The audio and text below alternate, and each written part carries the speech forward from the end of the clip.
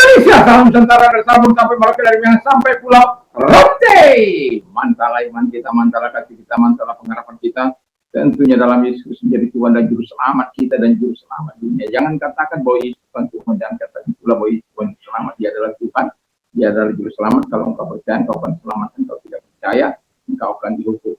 Dan dia sudah berkata dalam Yohanes 3, Yohanes 14, ayat yang ke-6, Yesus berkata, akulah jalan dan kebenaran dan hidup, tiada seorang sampai kepada Allah kalau tidak melalui aku. Mantap. Dan Petrus mengatakan dalam Petrus 4 ayat 12, dan keselamatan tidak ada di dalam siapapun juga selain dalam Dia, Yesus Kristus. Karena di bawah kolong langit tidak ada nama lain yang diberikan kepada manusia yang olehnya kita diselamatkan. Haleluya. Dan juga Yohanes 3 ayat 16, karena begitu besar kasih Allah akan dunia sehingga Ia mengaruniakan anak yang tunggal supaya setiap orang percaya kepadanya tidak binasa melainkan beroleh hidup yang kekal. Saya, saudara, kita semua yang percaya memperoleh hidup yang kekal bila kita percaya kepada Yesus. Dan juga dengan hati percaya engkau dibenarkan, dengan mulut mengaku engkau diselamatkan. Dan orang yang percaya kepadanya tidak akan dipermalukan. Roma 10 ayat 9 dan 10. Puji nama Tuhan. Dan firman Allah, sebelum kita mendengarkan firman Allah, saya berharap kekuatan Tuhan, kekuatan firman, kekuatan Roh Kudus, kekuatan iman menyertai kita, sehingga malam ini kita tetap dalam pemeliharaan Allah dan perlindungan Tuhan. Kiranya Tuhan Yesus memberkati kita dan kita berdoa. Terima kasih Tuhan, biarlah Engkau membimbing kami dan Engkau menjadi Tuhan yang menjadi pembimbing kami dalam nama Yesus. Amin. Saya akan membacakan Keluaran 33 ayat yang ke-14. Lalu ia berfirman, aku sendiri hendak membimbing engkau dan memberikan ketentraman kepada. Haleluya. Ini Musa meminta bimbingan Tuhan. Jadi tema kita adalah Tuhan adalah pembimbingku. Karena apa? Kalau tanpa Tuhan membimbing kita, kita akan terhilang, kita akan tersesat, kita akan jatuh. Lihat saja Israel tanpa Musa banyak kali melakukan kejahatan dan dosa. Bahkan ketika dia menghadap ke Tuhan dan mereka melakukan hal dosa yang sangat keji, yaitu dengan membuat lembu emas yang mereka sembah, yang mereka akui sebagai Allah yang menyertai mereka. Itu sebabnya kalau kita melihat konteks ini, maka kita melihat keberanian Musa menuntut Allah, ya, supaya apa? Allah tidak meninggalkan mereka sekalipun mereka telah melakukan dosa yang jahat. Bahkan Musa telah berargumentasi di hadapan Allah sehingga Tuhan tidak memusnahkan mereka. Karena pentingnya bimbingan Allah itu bagi Musa, itu sebabnya dia tidak akan pergi tanpa tanda yang daripada Allah, sampai akhirnya Allah memberikan tanda penyertaan. Dan itulah sebabnya Allah sendiri yang mengatakan Allah sendiri akan membimbing untuk memberikan ketentraman kepada. Haleluya. Dan yang mau saya katakan adalah kalau Tuhan yang membimbing kita, maka Ia akan memegang tangan kita. Mazmur 73, engkau memegang tangan kananku, tangan kananmu memegang aku. Yesaya Mazmur 139 ayat 10, Yesaya 43 ayat 13, aku ini memegang tangan kananmu. Jadi Tuhan itu memegang tangan kanan kita untuk memberikan kita kemenangan, atau memegang tangan kita untuk menuntun kita dan sekaligus memberikan kemenangan dalam setiap persoalan yang kita hadapi dalam kehidupan ini. Jadi kalau kita mengatakan Tuhan adalah pembimbingku, maka kita wajib hukumnya untuk terus menuruti tuntunan Tuhan. Dan jangan kita memegang tangan Tuhan, tapi biarlah Tuhan memegang tangan kita. Saya sudah seringkali mengatakan ini ketika anak saya masih kecil dan dia memegang tangan saya dan dia mudah melepaskan dirinya dan pada akhirnya hampir mencelakai dirinya. Tapi kalau kita yang memegang tangan anak kita, maka ketika dia meronta, kita dengan tambah kuat untuk memegang. Karena apa? Ada dia meronta. Jadi untuk apa? Untuk keselamatan dia. Kalau apalagi di jalan raya, dan itu penting kita lakukan, mewaspadai anak-anak kita supaya kita tidak membahayakan dia. Jadi yang kedua kata firman Allah, kalau Tuhan membimbing kita, maka dia akan memimpin kita. Jadi dia akan memimpin kita. Mazmur 48:5, ialah yang akan memimpin kita di lembah. Ialah yang akan memimpin kita. Jadi Tuhan itu yang akan memimpin kita. Di lembah kah, di gunung kah, di lembah bayang-bayang maut kah, di padang gurun kehidupan kah. Kita tidak punya padang gurun. Jadi kita punya padang gurun kehidupan yang kadang-kala sesak, ada badai, ada persoalan, ada penderitaan. Semakin kita berdoa, semakin tertutup jalan. Apakah Tuhan kejam? Oh tidak. Dia hanya ingin melihat ketekunanmu, kesabaranmu. Dia hanya ingin melihat apakah engkau berpaut kepada dia dalam situasi Allah seolah-olah tidak menjawab.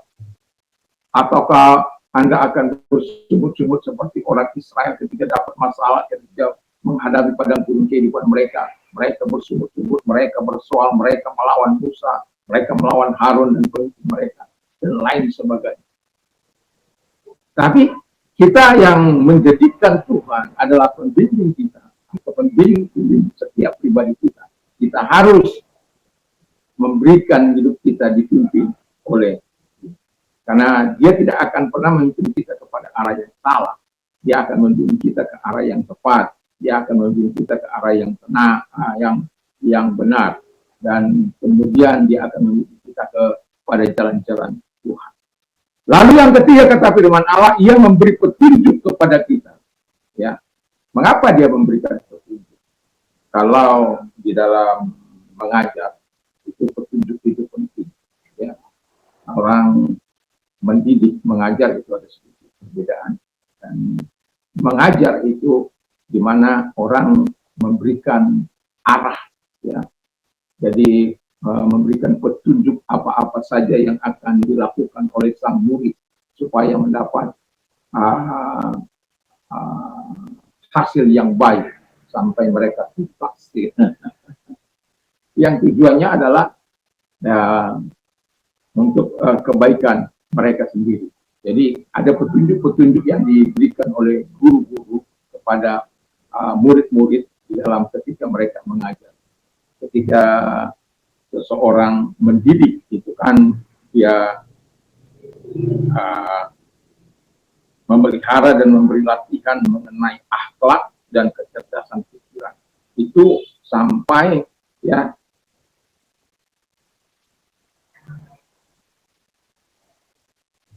mereka diajar, dituntun untuk bisa mencapai kemaksimalan mereka.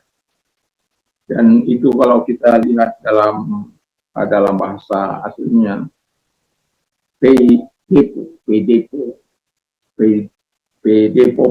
itu adalah mendidik, mengajar, menuntun, melatih, menghajar, membimbing, ya, membimbing, menghajar. Satu kata yang seringkali kita abaikan adalah menghajar.